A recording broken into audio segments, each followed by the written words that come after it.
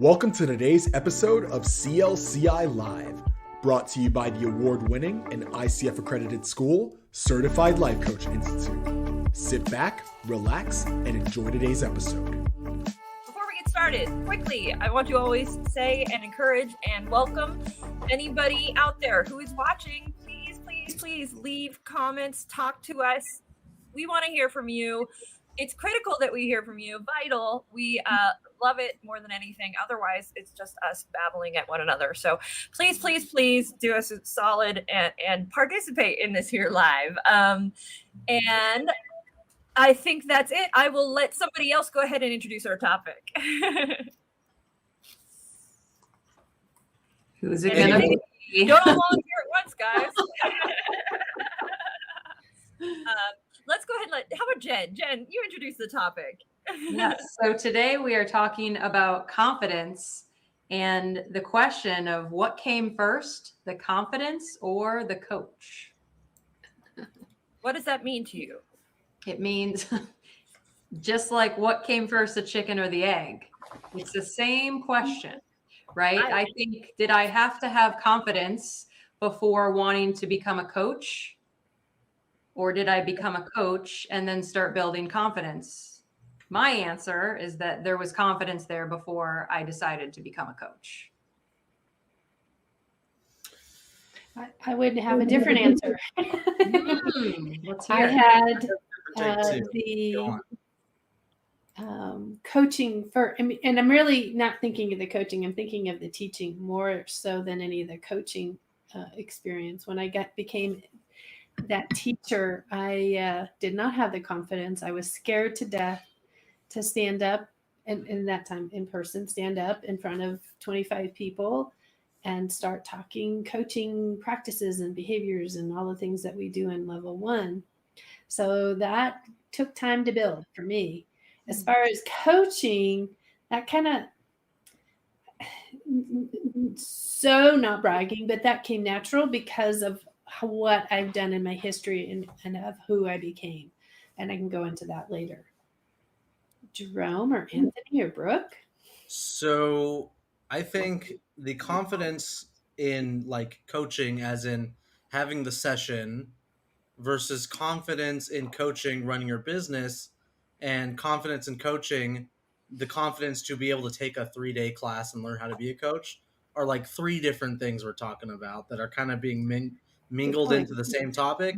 Yeah. But people's confidence to learn a skill is probably completely different than their confidence to maintain an hour-long session with a client and keep them engaged and, continue a relationship where there's hopefully, proven results by the end of that relationship. So I think it's kind of different things we're talking about. So I don't think necessarily the confidence comes first. Maybe they're confident that they can, spend money for a class, whatever institution they go to. Hopefully it's ours, but sit down for 3 days in a Zoom course and, get their certificate. Sure. Seems a reasonable request. What comes after that it gets a little scary sometimes for our students. Although we do our best to give them the confidence, though, or try to help them with that. I do agree with Jen, though, in that I think to set foot in a life coaching class, unless like you somehow got there by accident, or maybe you're working for us and we're making you take it, is that in order to take that step, I'm going to take a step into this class, you have to, on some level, think you can be a life coach, right? Like you have to think, I got something in me that can do this. I would assume, because you're taking the next steps and spending money to do that. So that would be my best guess, is that yes, those people do have a degree of confidence walking in the door. What may happen later, though, is once they learn the skills, I think sometimes maybe they might lose a little bit of confidence. I see Lisa nodding her head. Yeah, I agree with you when you said that, because what happens is you come in thinking you know it all, in the sense of, I know how to talk to people. I know how to help people. I know what that's about. I do it all the time. And then we go, that's not the way we're doing it. We're doing it this way. And that went, oh, shoot. So you've got behaviors that are built into the way and who you were before you walked into a training that now that training, hopefully that training and hopefully ours, will recalibrate that for you so you're doing it morally and ethically in a proper manner that best suits your client, your coaching client that you're supposed to build. When I got, so the first time I took a coaching class is in 2011. I've been taking classes since I was really young in all kinds of self-help kinds of directions. So that wasn't what the difficulty is. Taking that coaching class and practicing the tools feels awkward because it's not who you naturally had been and what you thought this was about. So when you think about the coaching classes as you've come in, especially Jen, you've been more recent. Where did you think you were already successful, and where did you learn to adjust what successful meant? I thought that I would be a successful coach because I had been coaching myself. I had been working with a coach. And so I had been going through that process, and I just at one point started to realize, hey, maybe I'm going to want to do this one day. And then all the stars aligned, and I found you guys, and you found me, and the rest is history. But I really started believing in my own ability through me getting coached and learning what that process looks like, and then having the desire to be on the coach's side of that process. But yes, what you said about people come into the class thinking coaching is one thing and then realize, oh, wait, it's very different from what I thought it was. There is a lot of adjustment. There is, at least for me, it's like I have to pull back on a lot of this innate nature I have to want to say certain things. I literally have to like reprogram my brain to be a coach's brain when I'm in the coach's chair. And so that has been a process, and it hasn't happened overnight. And I feel like it's only going to continue to grow as I keep coaching. I know that Anthony can talk into this. For me, when we're doing like demo coaching sessions here and things like that, there's always this sort of part of your brain that's going, okay, don't, and then you catch yourself, with a closed-ended question, or you catch yourself inserting an adjective and you're leading, and because it's a whole new skill set, or you catch yourself inadvertently telling people what to do, you're thinking oh shoot, I shouldn't have led there. Anthony, remember when you first started coaching on this? You were. I was about to say, I like how you're putting me on blast for all the things that I do. I do them too. But so I would imagine, has your confidence changed, Anthony, from when you started coaching here on live with us to today? No, not really. I don't think my confidence came from like me making mistakes or not. Like I think in my first session I was fairly confident on how a coach, like going into the coaching session, like I knew I was going to make mistakes, and I'm totally okay with making those mistakes and still making those mistakes. I try to do better, but that doesn't really personally relate to my confidence level in my coaching skills. Because I know that I can catch the mistakes as they come. I know that I'm receptive to feedback from you guys if you guys ever watch my coaching sessions or decide to give me crap on the live when I coach somebody. So I'm not really concerned about the confidence issue from there, because I'm confident I'm not going to do harm, at the very least. How do you know that? What gives you the confidence to know that you're not going to do harm? Yeah. So part of confidence, I think, and I wanted to ask this question earlier about what do you guys think confidence at like a base level is, if we're talking about confidence. I think confidence is knowing your abilities of what you can do and what you can't do, like what's not in your power and what you're not allowed to do when we're talking about coaching. So I know that I'm not allowed to dive into the mental health. I'm not allowed to make suggestions, or I can't make suggestions really. I can't talk about really any mental health aspects, because for one, I'm not trained in it, and two, I'm not supposed to be talking about it, even if I was trained in it, as far as coaching goes. So I know my limitations, but I also know what I can do and the tools I have in a coaching session. And I know that because I've been working with you guys for 2 years now, something like that, close to 2 years. And even if I haven't been coaching in 2 years, I've been in the curriculum. I've been watching you guys coach. I've been, um, doing all sorts of things that involve coaching that aren't me being a coach necessarily. So I'm confident in the least I won't do harm to my client. If I'm going to have a good session or not, that remains to be seen, but I'll try my best. It doesn't stress me out or worry me really. And I don't know if that's really changed since I first started coaching. Do you have any? Well, so to answer your first question, which is on a baseline, what is confidence to us? Why don't we do that really quick? I like quickly, that. Yeah, I can quickly answer. For me, confidence is, I would say, a faith in my ability to maneuver a situation, or to perform in a situation, or to just like it's like your esteem in many ways, like your self-esteem. I have a faith that in my capabilities given a certain application. Brooks, I'm going to give you a hard time, but Yeah. what does faith mean? Because it sounds like faith and confidence could be easily like interchanged in that sentence you just said. So So faith, what do you mean by faith? I guess I would say that a belief that I am capable of maneuvering a situation, an understanding, or a belief in my ability, I guess. So Yeah. can I ask another question then? Yeah, what does belief mean? No, well, how do you, I know, I'm not going to ask that, but how do you justify that belief versus somebody who's overconfident and just believes whatever, even though, I think they're all hat and no cattle, as they say in Texas. I think but I think the big difference there between when I said it's my ability to maneuver or perform in a situation, right? It isn't necessarily that I'm going to do it to the letter, or I'm going to do it, the way somebody else tells me to. It's that I believe that I can go into that situation and come out of it successful in some way.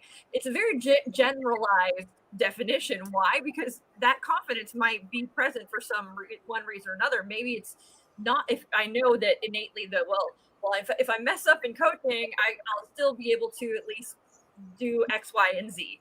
Or if I, it's more that I know that I can think on my feet. I can sort of land butter side up. And how I do that could come in a multitude of ways. But I definitely have a belief in my ability to maneuver situations. And at times, yes, maybe there is a degree of hubris there, or hopefulness, or not looking at what the worst possible outcome is. But I don't think we do that on purpose, if that makes sense. Yeah. If we were wrapped up in like the catastrophizing every situation, I think we probably wouldn't do much. Jerome? Yeah, I would say speaking kind of on the other end of that spectrum there, I think that's a huge component of what confidence is being optimistic. Kind of like what you were speaking about, belief in your ability to adapt is kind of what I was getting out of that. I think that's a huge component, is belief in your ability to adapt. Kind of what Brooke was saying. You may not necessarily come out of it doing what you intended to do perfectly, but at least you came out of it with some sort of success, because just kind of like what we preach this often, nothing's black and white. There's a lot of components to everything that you deal with. So to kind of have a belief that you're going to be able to go ahead and be successful in one of the many components of a particular situation, have that belief is, I think, huge in confidence. Also, just your general understanding of a situation is huge as well. Not necessarily practice comes with, I think, this component. Oh, Definitely, absolutely. there's a huge factor of practice that comes into your understanding of a scenario. But also, there's just being able to kind of, like with our classes, getting a peek on the inside. There's a lot of students who come in prior to coming in. They're unsure what coaching is. and then they're told what coaching is, and sometimes either their confidence level goes up or it goes down. But I feel like for the most part, their confidence goes up because there's a lot of, I feel like, rumors dispelled. Coaching, as far as what you're expected to do, there's a lot less expectation, I think, actually, that goes into coaching than most people would assume before they actually, join one of our classes or any coaching class for that matter. I don't know any, because there's some that don't follow Yes. Okay. the guidelines so that we stay on our side of the fence. But I think a good portion, they're learning to do that concept. The good ones. Yep, Yeah. absolutely. You reminded me of a story of when I was 19 years old. I got a job. I moved back down from San Francisco back down to Orange County, and I got a job at Knott's as a scenic painter. I got hired in as a scenic painter, and I was working with this woman named Catherine, who's this amazing painter, this amazing woman. And I was asking her, how do you paint so well? How do you paint so fast? How do you it's just how, because this is all new to me. And it's confidence. And I didn't quite understand it until later, until I actually had the confidence. And then in the painting aspects, I knew when I had the confidence to know when it was done, had the confidence to know that this is how I do it. And I use this tool for this, and I apply it in this way. And then that's it. I don't need to overwork it. I got to let it go. I got to walk away from it. This is good. This is good enough. And so much of the confidence came from understanding what was good enough. Because, when you're working in deadlines and when you have to know when to back away from a project and say, that's good enough. That's enough. Let's walk away from this. Let's move to the next thing. And that is so important when it comes to timing and deadlines and things like that, because we can sit and tweak on something for hours and days, but we just can't do that. And I didn't understand that how critical that aspect of confidence and going, that's good enough, and walking away. Because when I first started out, I would have overworked it, done it and redone it until it was probably worse off than it had been if I had stopped. So it was brilliant. So, when you asked that question to her and she told you confidence, was that like an immediate, I'll just be confident now? No, did that take time? It took time. It took time, and it took time and me practicing that skill set and practicing it to such a degree that I knew I was capable.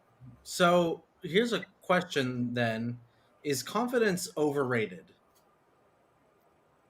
Is it really is it that useful in the beginning? Yes. Well, it's useful, but it's not often there in the beginning, right? Because the confidence comes with exposure, and exposure is going to teach you the walk of how to do things, and it's going to challenge you and push you past your comfort zone. I think it's there, though. I think it is. I think it's there because you have to have confidence in something for you to keep trying. If you can't do it, right? Well, you had confidence in. You have to have in general, yeah. You have to have a belief in your ability to learn. Like you have a belief. Yeah. You have to have that has to exist in you. Like I will be able to learn this by failing and practicing, right? But I think that's accurate. Yeah. We're talking about a lot of internal confidence, like self-confidence. Yeah. What we didn't talk about was external confidence. You literally saw that this lady could do it. You were confident that she could get it done in that amount of time with that quality because you've seen her do it. Yeah. A lot of coaches get their confidence from seeing other coaches and people walking the walk, which I think external confidence fills in the gap of when you don't really have that internal confidence sometimes. Well, it's possible. If so-and-so can do it, I can do it. That kind of mentality. Yeah. Okay. Okay. I was getting a little confused. I'm glad you clarified that.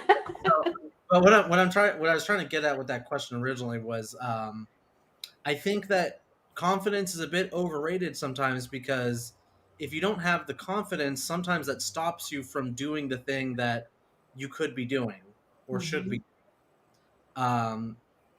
Whereas this is me just taking off my coaching hat. You should just try something or do it, whether or not you have the confidence in yourself, and then figure it out afterwards. And I can think of a lot of times in my personal life where that's been the case, where I didn't have the confidence, but still did it and still worked out for the best. So you just have to be willing. What? You don't need confidence. You just have to be willing. You just have to be willing to do it. Amen. That is like, That's what we tell our students in the packet. What is the difference then between the will and the confidence?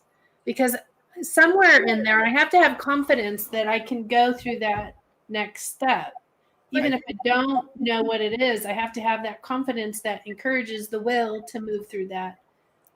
so many things go into that. I mean, you're speaking marketing right now, like because we're speaking about how we move somebody from a state of thought and stagnancy to a state of action, which is what truthfully what every person that is selling anything is attempting to do. We're trying to get you to stop watching and click something, type it in, click our button, and actually take an action, right?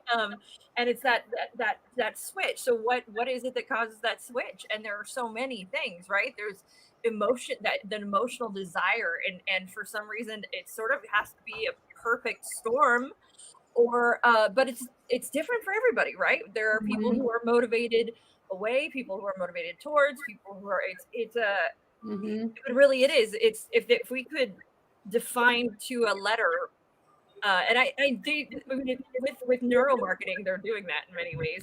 What it is that motivates us to switch from that moment of doing nothing to actually doing something. What is it that kicks our butt? Yeah. But you said something a little bit ago that I wanted, if we don't mind, going back to, because you said to learn the good enough. I think that's the space that new coaches feel unconfident. What's the right term there? Confidence. Lack of competency. I can do that one. That idea is they didn't do good enough. They overanalyze, they overthink, they want to keep doing, so in a coaching session, we often encourage that ending question to be sorry, I was looking at the chat there. That question is, instead of questioning, did you do good enough as a coach, just ask what's their takeaway, right? That is part of what we do in our Go Learn acronym is, what's their takeaway? And as soon as they start telling you what their takeaway from that experience was, that tells your committee, that ego, to stop talking because that's not invited. So when you are talking about the learn the good enough, that's really a great stance in that, allow that space for it to be good enough. I think that's what I wanted to say there. Anyway. I like, Brooke, you said belief in your ability to learn. I thought that was really good, because instead of a new coach thinking I need to be more confident in order to coach, what if your confidence just needs to be about your ability to learn, not your ability to coach? What would that mean for your coaching? That works on multiple levels, by the way. Like that works on multiple levels. Like learn about your client, and it makes Go Learn even better. I'm just saying. You snuck it in there. But one of the things that is interesting as we're sharing this, and as we're sharing, you were sharing about the Inside Committee, right? It reminded me a little bit of PQ, like where we put names to all of those committee that lives in our head, and who they are and what they do and how they operate, because they exist, right? And I think that lending too much I guess confidence in the committee can inhibit you from sometimes taking action, right? Sometimes the overthinking will prevent us from taking the step and just trying to do the do. I know too that like you said, Lisa, that perfectionism, that trying to achieve perfectionism and realizing that doesn't exist. So just do the do, right? Get out there and do the do. And every step you will. When it was funny, I had like one of the best teachers and one of the best coaches learning in getting into Jen. That's how I learned coaching. I learned it from Lisa. And I didn't learn it in the classroom. I just learned it from Lisa, like Lisa coaching me, Lisa showing me, us working together. And just, I learned a lot. I mean, everything that is coaching. And one of the, Well, yeah, disclaimer, some of it was not coaching, to be fair. yeah. Disclaimer. Disclaimer. Yeah. I have no idea where I was going with that now, which is awesome because my brain just went. So you were talking about how amazing I was at teaching you the amazing skill of coaching. Little ego work there. Sorry. I think the place I was going with this was essentially that all of that, though, in the learning and the process, and as I started to change, and my self-esteem grew, and it wasn't from Lisa telling me what to do. It was from Lisa asking me questions. This is when I kind of realized, oh my God, coaching is awesome. Because what it did was, with therapy, we're asking why, and digging into all that. What that doesn't do a lot of times, at least it didn't for me, was build my self-esteem.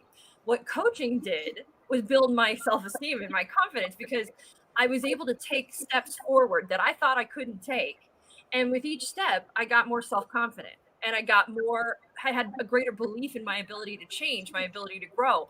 And as I gained that self-esteem, the things that ate at me, the things that the whys, we'll say, weren't important. Because what was important was that I was doing the do, and that I knew I could, and that my life was getting better, and that I was happier. And so when you're in that space of action and doing and making accomplishments for yourself, all of a sudden, all those whys, those why me's, the things that happened in your past don't matter nearly as much as they once did. And that was kind of really a defining moment for me when I was like, wow, coaching is a very powerful thing. And the fact that it's built on people, us humans, taking action and making those steps, and that builds self-esteem and self-confidence. It is in many ways a huge cure-all. At least that's what my experience was. So I think some of what I hear and what you're saying also is that you had it's going to sound like I'm not bragging, but consistent support. When you have a coach, you have consistent support. The consistent support that doesn't tell you what to do, but gives you that space to reason out what it is that you think you want to do. And as you hear it out loud, it is a very powerful thing for a client to hear themselves out loud, because then that creates the space for that next thought to happen. So when you're overthinking in your coaching session, cut yourself some slack, because you're not supposed to be the performer there. You're not supposed to be, let me entertain you. You're not supposed to do those kinds of things. You are there to be that support in a consistent manner that allows them to trust who they are and what they want to get from their coaching session. Yeah. The safe space, like that's what I've always said, like the magic of the safe space is so often overlooked. But truthfully, just the fact that somebody can go into a room and go, I won't be judged. I can speak my mind. I'm not going to be interrupted. I'm not going to be told I'm wrong or I'm crazy. I can go in there and I can explore and do so freely. And I have a human being to bounce these ideas off of. And they're not going to call me crazy. Like, they're not going to say I'm batshit. Sorry, pardon my French. That is such a powerful space. And the consistency is so critical, right? And the sad part, though, I will say, is I had Lisa and I, we bonded very quickly. And so the consistency was there, and it was innate. She was always, she brought that with her, and I brought it with me, because it's something I think I have always craved and wanted. It was consistent, and finding it in somebody else meant a lot to me. So I'm going to return it in droves. What's sad is when our clients get in their own way and cancel their sessions and misstep and get scared to come in and forget that you're walking into a place of exploration, of safety, of security, and of let's just talk this through. Nobody's going to get mad at you. I do think we lose clients sometimes because they are afraid to say that they haven't done the work. And it's like, don't do yourself a disservice. Get in there and just do the do. Showing up is really the most important part. Everything else is secondary to actually showing up. So I think that's a good point. Sometimes they don't show up because they didn't do the work. And that can be laid in that first session. You know, this is not my work. You do it, you don't do it. I'm here to be accountable with you and check in with you on that progress. That is up to you whether you want to accomplish it or not. I think setting that foundation can help that client. And frankly, really the idea of them taking away and not, going into the session, this is what I want to say. This thing keeps popping up in front of my face, so it distracts me. The idea of the coach not having that client return most often doesn't have anything to do with you and your coaching. Why do I know this? Because I've been doing it a little while. And how do I know this to be true? Because they come back. They may miss a year, but they'll come back. I've had clients come back 6 years later. And why is that? Because they got benefit from it. What they weren't maybe ready to do that next step, or they had to go experiment with the steps that they came up with. There's a lot of oars you can put in that water on reasons why they didn't show up to that next appointment or they canceled. And I'm going to say 9.9 has nothing to do with you. Maybe the 0.01, maybe they just don't like you, which I've had clients not like me. But don't take it personal, right? Yeah. That's the biggest thing. Don't take it personal. Don't take it I personal. take it deeply personal. Of course you do. You cry course tonight. I do. You cry I do. yourself to sleep every night. I know it. I certainly does. Can I ask Anthony about something he said that just baffles me? What? You said, hold on, let me see. I wrote this down. You said, I know I'm going to make mistakes. I will catch myself, but that doesn't affect my confidence. And that just like blew my mind, because it's like this level of acceptance that you're not going to be perfect, but that doesn't change anything for you. I don't know. Tell me more about that. So like, it's kind of what I said earlier. It's like, at least the mistakes I know I'm going to make are not going to kill someone, or are not going to like be so disastrous that the coaching relationship, like they sue me, something like that. If the coaching relationship, like if it was disastrous enough where I can imagine a scenario where I mess up and it's so disastrous somebody never wants to coach with me again. I don't get paid to I get paid to coach. I don't make my living off of coaching, so it's not like, it's never something that like I think about too much. And I don't know what it is. It might be, I think it might have something to do with like my theater background, where it's like I'll stress about something before it happens. As it's happening, I'm like, this is going to sound like I'm a sociopath, but when I'm coaching, I act as if I was a coach. I put on my coaching hat, or I read my coaching script. It's not really a script for us new coaches out there, but I put on the role of a coach. I perform the role of a coach, and if I mess up, I improvise to try to get me back on track. And I also own up to my mistakes. That's the nice thing about coaching that you can't do in theater. I can't just stop the show in a theater and be like, sorry guys, I fucked up. Let me bring it back again. But in plenty of coaching sessions, I'll be like, I think I might have asked the wrong question and done this. Let me take it back and try to rephrase this or do something else. Like, people, when they coach with me, they're very aware that the coaching session is happening, and like, I'm not trying to be like the all-knowing coach who knows how to ask every correct and right question. It's kind of like any other conversation I have, where like I'm allowed to backtrack or say, oh, messed up here, let's go on a different track maybe, or ask a different question. The mistakes, they're not that big of a deal, really, I found, whenever I have made mistakes. That's it. That's my monologue.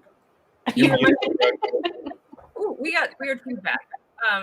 You reminded me of when again, theater background as well, so maybe it lends to us. But also, I think that it's critical, sort of the message that you bring home is that we're gonna make mistakes. Like that is just a part of being human. One of the things, Jerome, I've said this, mistakes don't think of it as a mistake. Think of it as an accelerated learning opportunity. That is what it is. It's and motivation to change. Or make it, really, we make trial and error. We make a mistake. We go, okay, that happened. I'm going to adjust this so that we can learn and do better next time. If we didn't do that, we wouldn't learn. We would just, it's like this expectation of being able to just be perfect is it's inhuman. I want to add something too. I've just thought about too. With the confidence bit and making mistakes, sometimes it's not confidence in myself. This is not how I think about it. It's confidence in the tools. So, for example, I wasn't a big practitioner of the 80-20 rule. I tend to talk a lot or ask very long-winded or complex questions, and I did that a lot. I became more confident in the fact that talking less. Oh, I'm peeking a little bit. Let me push that microphone back. I'm confident in the fact that if I ask less questions and I talk less, the coaching session will be more effective. And since I've been doing that, I've been noticing that the clients open up more, they tend to share more, and the session is more straightforward because I'm not talking so much. So I don't know if I think of that as self-confidence, more of, okay, I learned this thing or this skill or tool, let's put it to use, and I'm confident that it'll work now to my benefit and the client's benefit.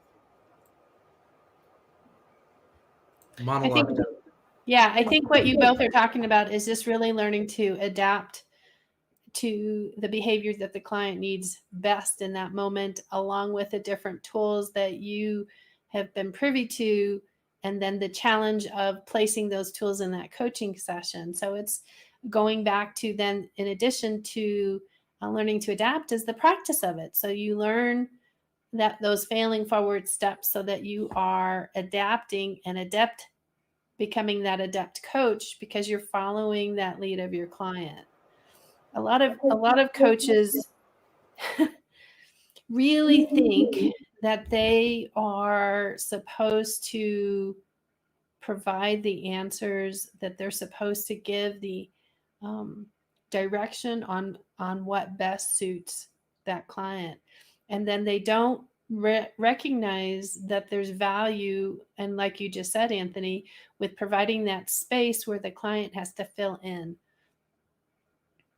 the details, and then the next place is, so you're getting the topical bits. Then that next place, what we call coaching that whole person, is really digging deeper and into the person, not the topic.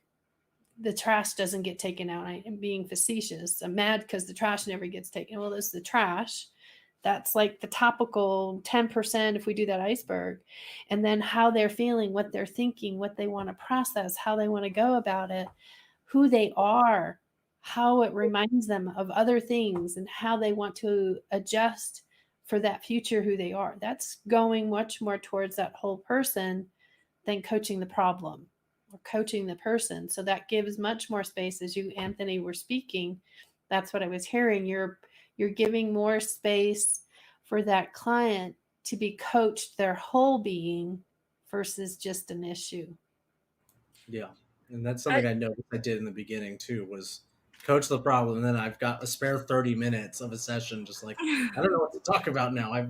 We've already talked about the problem. That's it. And that's because, just talked so much. Now, if you're bringing it back now, you get to coach the person. Brooke, you were going to say something? Oh, again, brain just went.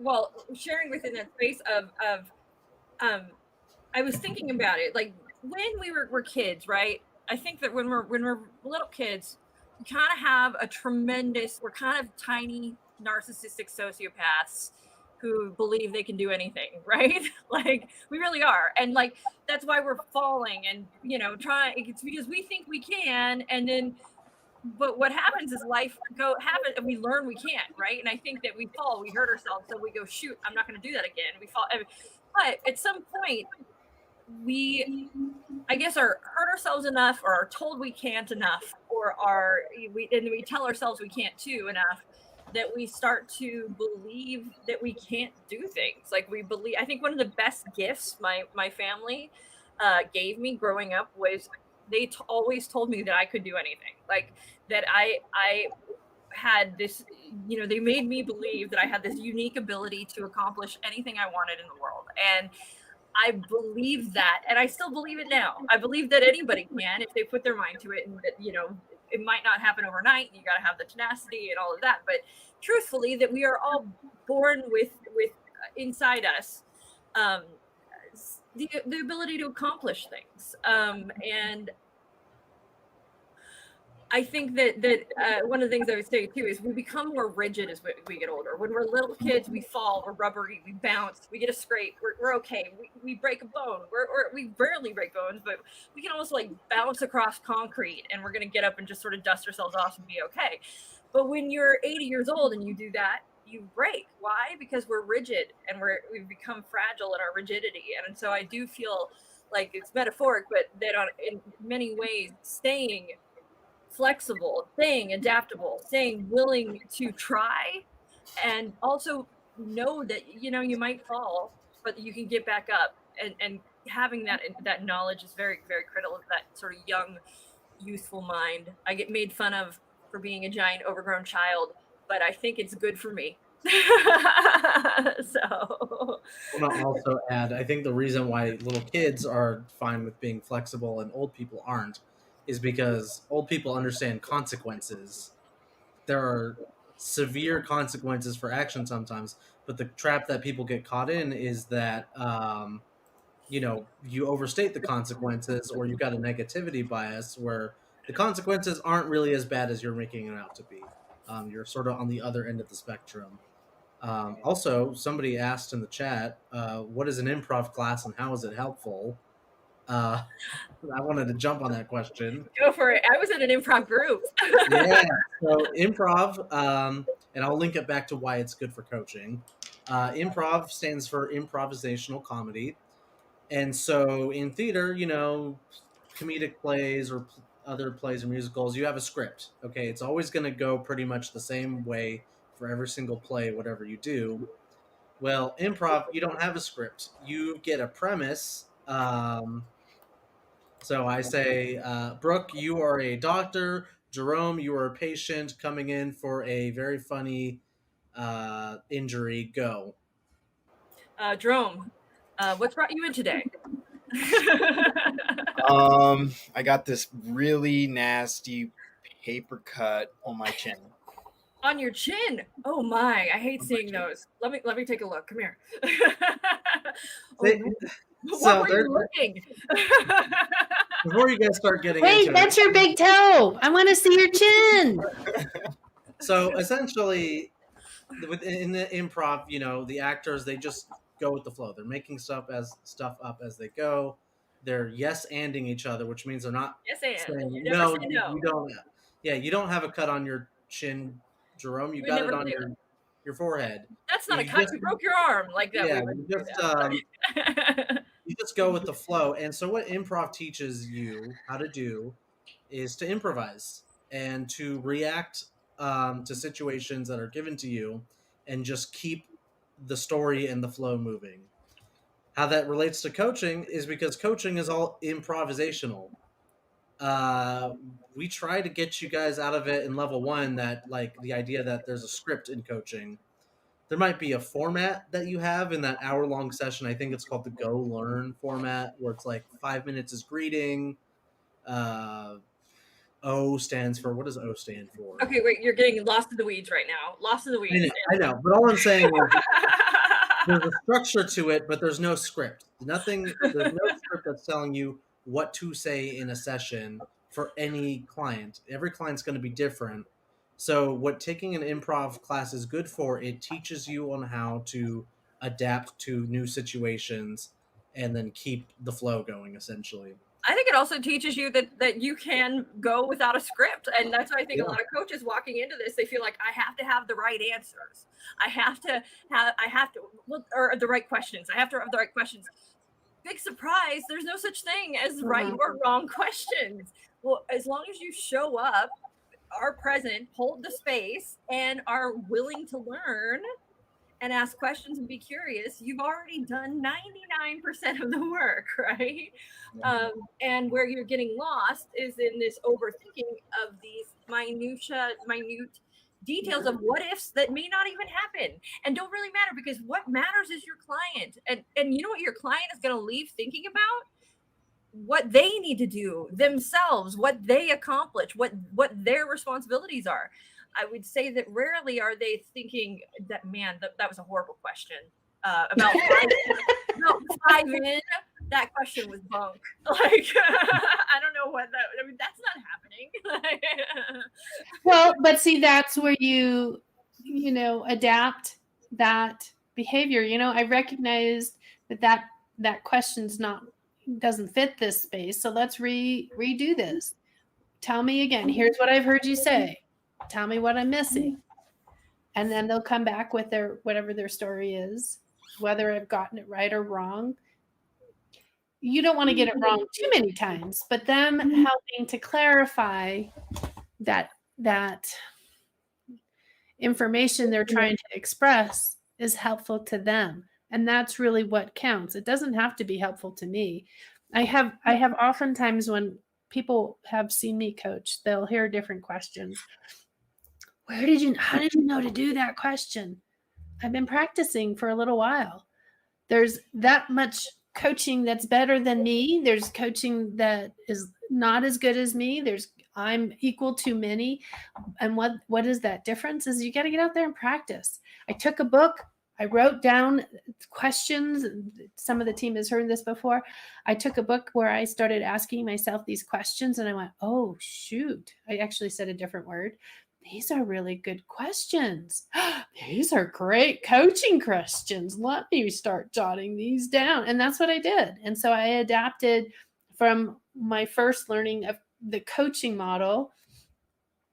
And then I just kept growing and changing and learning and adding. And I would hear things. I would hear a certain speaking pattern and a cadence.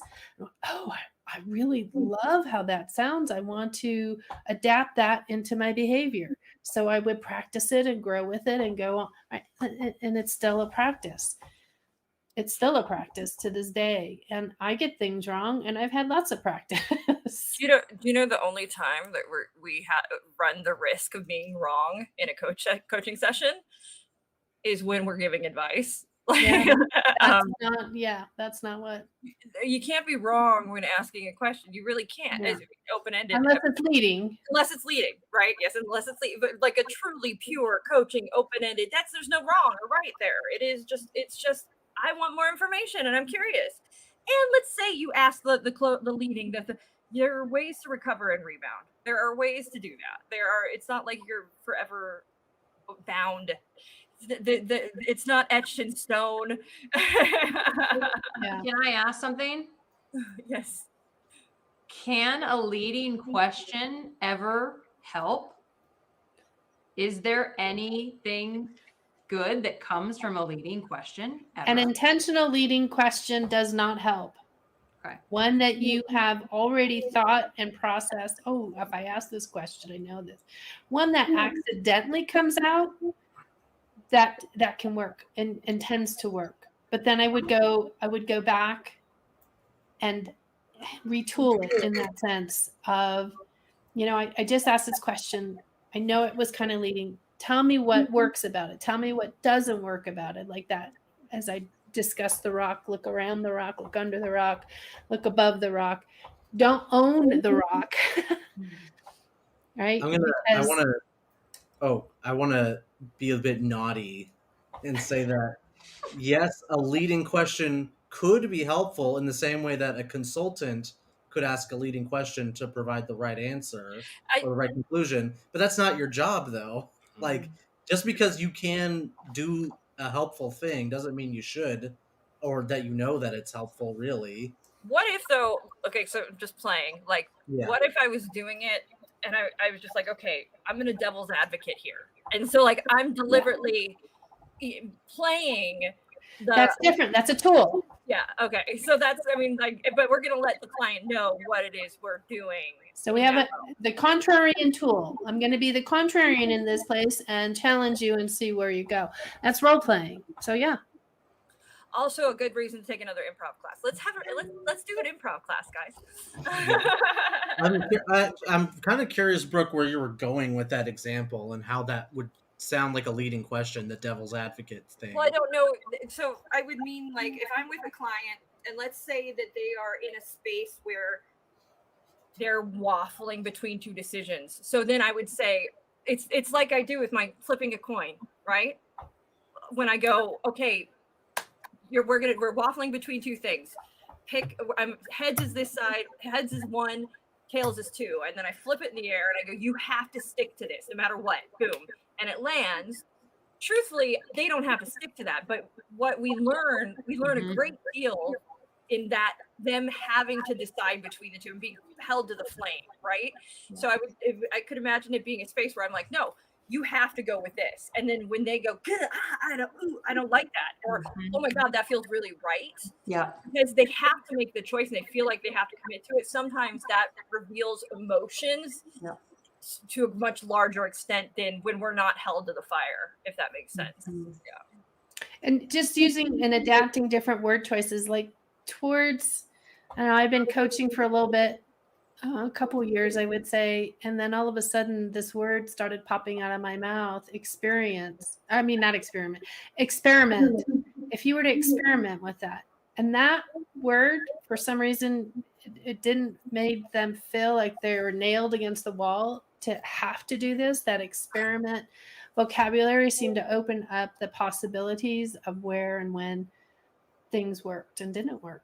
Because they realize that it's testing, right? It's not meant to succeed and fail. It's meant to be, we're meant to garner information from a series of tests, and that doesn't imply failure. It's like study. It's see what works, see what doesn't. Right.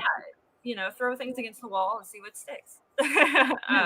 Can I ask, what would you guys say to coaches, new coaches specifically, who are overly concerned about leading to the point where it's affecting their ability to coach and their confidence?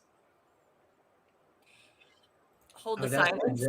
Yeah, the only thing you can do is practice it and recognize when you have done it. So what is if it's preventing them from practicing, that's going to be like a difficult because you're not going to learn different adaptive language that will allow you to recognize how to function when you're in an actual session, So, like we have practice with our students. We encourage them, we set up a channel and everything else on our Slack, encourage them to start practicing together so that they are overcoming those. Again, ego gets in the way all the time, right? We have that ego. It does serve a purpose. We have a whole live that we talked about ego.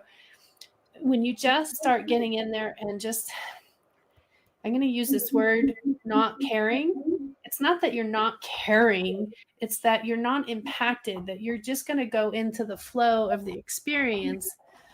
You learn to adapt a lot of different things. So it's getting that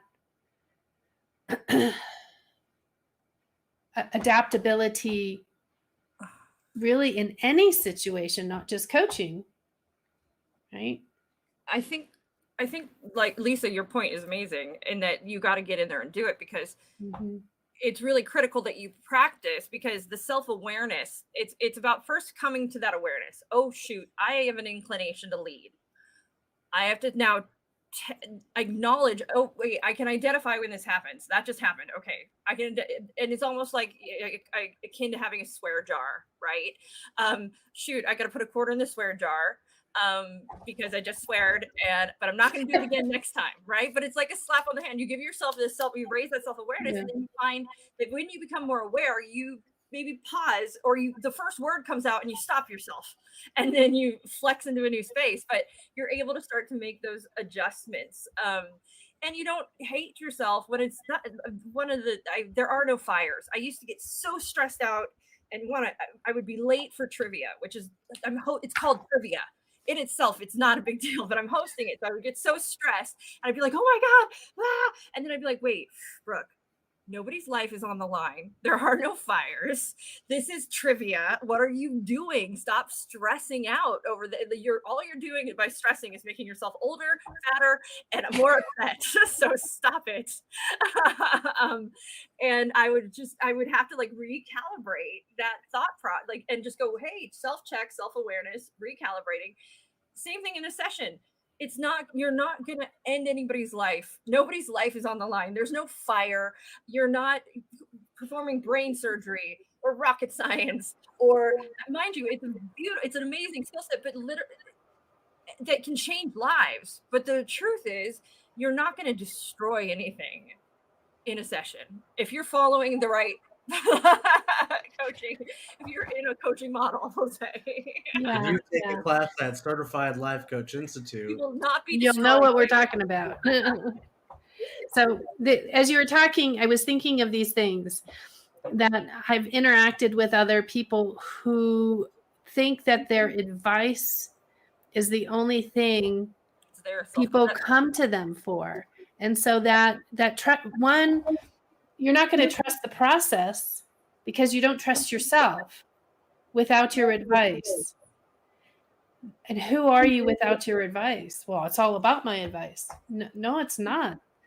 The people are not coming to you for the advice you provide them. They're coming for the connection they get, the warmth, the caring concern that you provide them. That advice, I'm going to ask. We don't have the number here and that you can respond to, but I'm really going to ask you guys to think about it. How many times did that person follow your advice? Mm-hmm. Rarely. And if they did, success or failure was attributed to you. You're not coaching in that moment, but you're presuming you're coaching. And I don't want that success or failure. It's not mine to own. It's my clients. And so part of that also is being comfortable with that silence. We are not taught to be comfortable with silence. I love it. We did it. Okay, and I'm filling it because we're live. I was gonna hold that silence. It was like someone's gonna break ready for it. That was good. But the Oh, but wait, before you go, hold that thought. Don't forget it. Hold that thought. Did you see my face? Because I was the bigger picture. I was done. So you will recognize when your client's ready to go. Okay, go, Brooke. With also the two, what's one of the things, my favorite thing Dan says in level 2 is that, and it breaks people on some level, is he goes, I just want to tell you, the people who are going to you for advice, they know what advice that you're going to give them. That's why they're going to you. They're going to you because they know you're going to co-sign their BS, or you're going to actually kick them in the butt. And so if they're ready for a change, they're going to go to the person that's kicking them in the butt. But if they're not ready for a change, they're going to go to the person that's going to co-sign their BS and just say everything's fine. And then they don't have to take responsibility for what their actions are. I no longer am responsible. And it's just it sometimes breaks hearts of people in class when he says that, but I agree with him so much. The other point of that too is, who are you if you don't have your advice, right? If that is the single thing, then what an opportunity for you to develop and grow as a human being and learn that you have other insanely life-changing, valuable skills. Your advice, if that's why people come to you, you've already got that figured out. That is in your belt. You got it. You're good. You know how to do that. So come to a life coaching class and we will teach you a host of other skills that you don't have yet, that aren't your advice, because you're already bringing that to class. We don't have to teach you that. We'll teach you everything else. So anyways, Boom. That's a good way to end live, I think. Oh, I want final thoughts from Jerome. Yes, please. Final All thought. right. I wish we could have had a little bit more time because I know we spoke a lot about internal confidence, but Anthony touched on external confidence.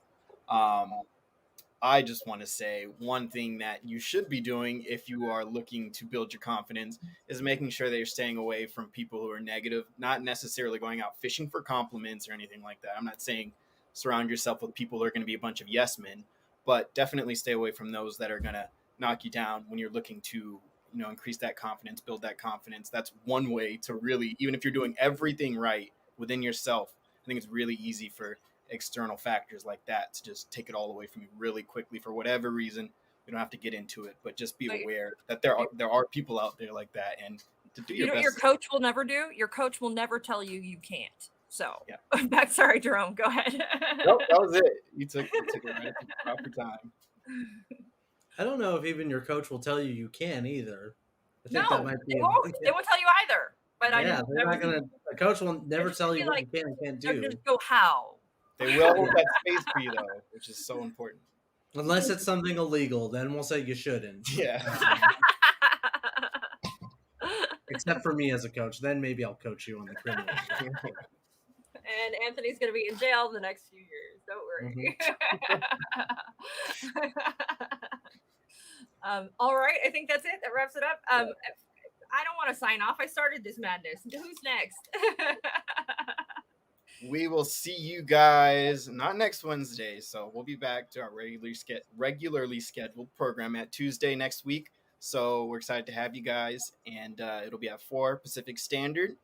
Again, join in on the conversation. Make sure you follow us, not just here, but on all of our social platforms, especially TikTok, because we're getting that going right now. So go ahead and follow us on TikTok. And excited to have you guys join us next week. Hey everyone, thanks for tuning in to today's episode. Once again, this is brought to you by Certified Life Coach Institute. We're an ICF accredited school who certifies our life coaches in 3-day online intensive courses. In addition to other podcast episodes, feel free to check us out every Tuesday at 4:00 p.m. Pacific Standard Time on YouTube or Facebook for our CLCI Lives, where we get together and discuss various topics that are centered around sharpening your skills so you can become a better certified life coach.